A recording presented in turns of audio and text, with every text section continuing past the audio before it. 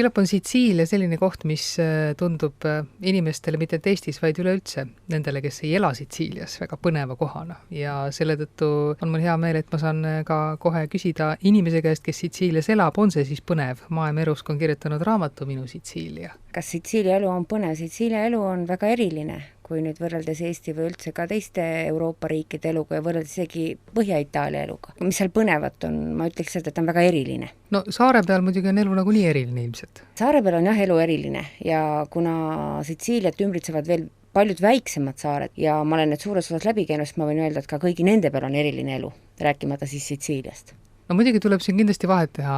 Eestlased väikse rahvana peaks aru saama, kui tähtis on see oma identiteet. Ja ma olen näinud küll, kui Sitsiiliast pärit inimesed täitsa kohe vihastavad, kui neid itaallasteks peetakse. Jah, see on õige ja lisaks sellele, et nad on, täie südamega on nad sitsiillased, on nad ka täie südamega kas siis palermolased või kataanialased või messiinalased, et nagu see üldine sitsiillane, see tuleb neil välja siis, kui nad lähevad, ütleme sealt saare pealt kusagile mujale Itaaliasse või mujale Euroopasse või reisile, aga kui nad on seal saare peal koha peal, siis nad nagu rõhutavad ka väga just seda oma kodukohta, kust nad tulevad. No ja muidugi on keeleerinevused ka.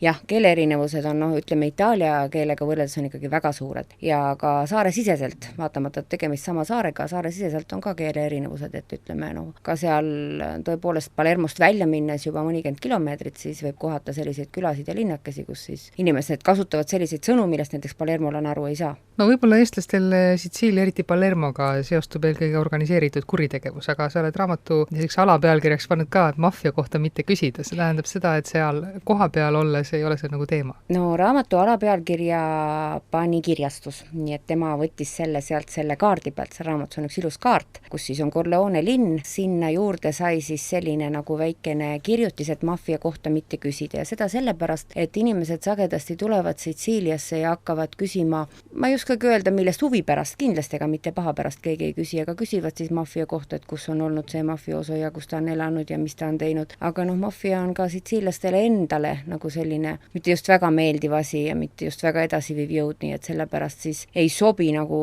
väga seal selle maffia teemal targutada ja paljud ka, kes nagu selliseid küsimusi esitavad kohalikele, et ega nad vastuseid paljudel juhtudel ei saa, et kuigi see maffia jutt on läinud küll palju vabamaks, kui ma tean mina olen 8 aastat elanud, aga minuealised inimesed, kes on kogu elu Palermos elanud, siis nemad ütlesid, et 20 aastat tagasi sellest üldse veel kõnelda ei võinud, nii et see oli väga selline tabuteema.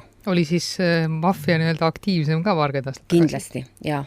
Siis olid ju suured maffiasõjad, olid Corleone ja Palermo vahel 80-ndatel, 70-ndatel aastatel, nii et siis oli jah, et ei tohtinud oma suud eriti paotada. No Corleone muidugi on Hollywood teinud kuulsaks, nii et selle vastu nad ilmselt enam ei saa. Jah, Corleone on ka, ütleme, sellises kurvas maffia ajaloos ongi tegelikult kuulus linn, aga jah, mitte just nagu sellise väga hea kuulsusega. Raamatus natukene sellest juttu ikka on, nii et lugejad ei pea päriselt pettuma, kes võib-olla tahavad midagi sellest kuulda, aga üldiselt on sellest raamatus juttu võib-olla ellu jäämisest või, et kuidas üks Eesti naine siis võtab lihtsalt kätte ja hakkab elama Sitsiilias? No ellu jäämises ei ole tegelikult minu meelest mingit kunsti. Niikaua kui sa austad nagu kohalikke tavasid ja kohalikke kombeid ja katsud ennast siis sobitada nende ellu, mitte ei hakka neid enda ellu sobitama, ütleme võõrast rahvast, ma nüüd ei räägi Sitsiiliast, ükskõik kuhu sa elama lähed. Et siis ma arvan, et see sisseelamine ei ole väga raske. Kui sa austad nende kombeid ja õpid nagu nende moodi ka mingil määral võib-olla mõtlema või käituma, siis ma leian, et selles sisseelamises ei ole väga suurt või sellest ei ole nagu väga suurt probleemi.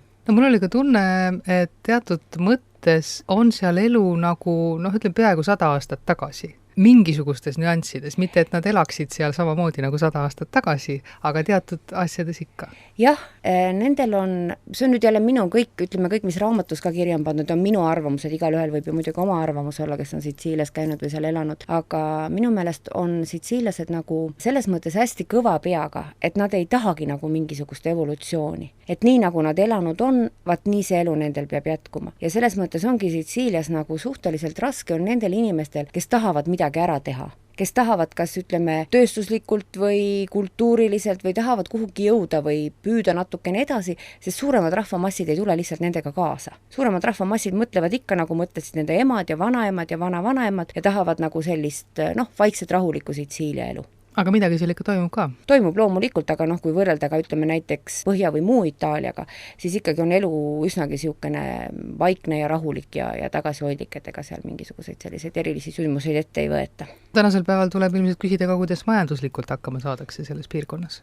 Itaalia on ka praegu suures majanduskriisis, aga ma arvan, et Sitsiilias võib-olla see on nagu vähem märgatav, sellepärast et Sitsiilia on olnud kogu aeg nüüd suhteliselt vaene, Sitsiilias ei ole olnud suuri tööstusettevõtteid, kui praegu siis ütleme Põhja-Itaalias pannakse palju suuri tööstusettevõtteid ja vabrikuid kinni ja inimesed jäävad ilma tööta ja nad on nagu väga suures stressis ja hästi palju on sagenenud enesetapujuhtumid just nimelt mujal Itaalias. Noh, kui Sitsiilias ei ole vabrikuid ja niisugust suurt tööstust eriti olnud, siis seal need ilmingud nagu nii väga esile ei tule, et noh, perekonnad on suured, sugukonnad on suured, kes jääb ilma tööta, ikka on keegi, kes nagu aitab. Selles mõttes võib-olla sellist kurbust on vähem, aga noh, eks see muidugi mingil määral tunda annab, kas või näiteks Palermos, kui ringi käia, siis väga palju kaupluseid suletakse, sest enam inimestel pole nii palju ostujõudu ja noh, mingil määral ikka see majanduslangus ka sinna jõuab.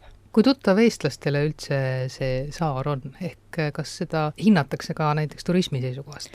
Ma arvan küll, sellepärast, et viimastel aastatel on paljud reisibürood on teinud ka sinna charterreise ja puhkusereisi ja noh, inimene, kes läheb puhkama, eks ikka suurem osa natukene tutvub saarega ka, nii et ma arvan küll, et Sitsiilia on eestlaste hulgas suhteliselt hinnatud koht ja ma tean palju inimesi tõesti, kes on korra käinud ja tahavad tagasi tulla, et on nagu puhkusekohana väga-väga meeldinud. Ma tean inimesi, kes käivad aastaid, iga aasta, kes käivad nagu korra Sitsiilias suvitamas. On nad juba natuke nagu omaseks saanud ka seal saare peal, et kohalikud juba ootavad neid ja tervitavad? Kes nüüd tuleb niimoodi nädalaks ajaks ainult suvitama, noh seda nüüd vaevalt tervitama hakatakse, aga no kui ta iga aasta käib? No kui ta iga aasta, ma ei tunne neid nii täpselt, aga kui ta nüüd iga aasta võib-olla samas kohas elaks ja seal samades kohtades söömas käiks, siis küll jah. Aga muidu ütleme nii, et meelde jäävad ikka need, kes on võib-olla kuu-kaks? Jah.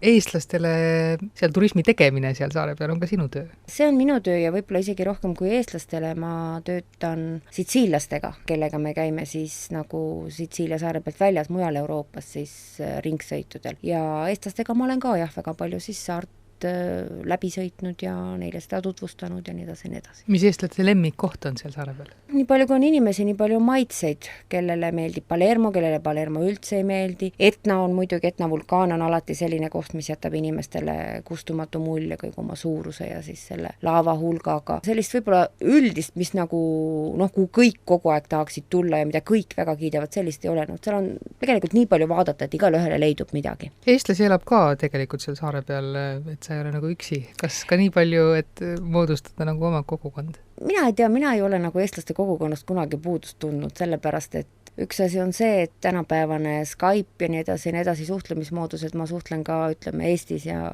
mujal elavate sugulaste ja sõpradega ja need, kellega ma olen nagu hakanud läbi käima seal Sitsiilias, nendega me oleme jäänud sõpradeks. Aga elu igal juhul seal Sitsiilias praegu sul läheb hästi? Jah, ma olen väga rahul. Kui mulle ei meeldiks, siis on ju alati võimalus ära tulla või kuskile mujale minna või koju tagasi või nii, kui ma rahul olen, eks ma nii kaua sinna jään.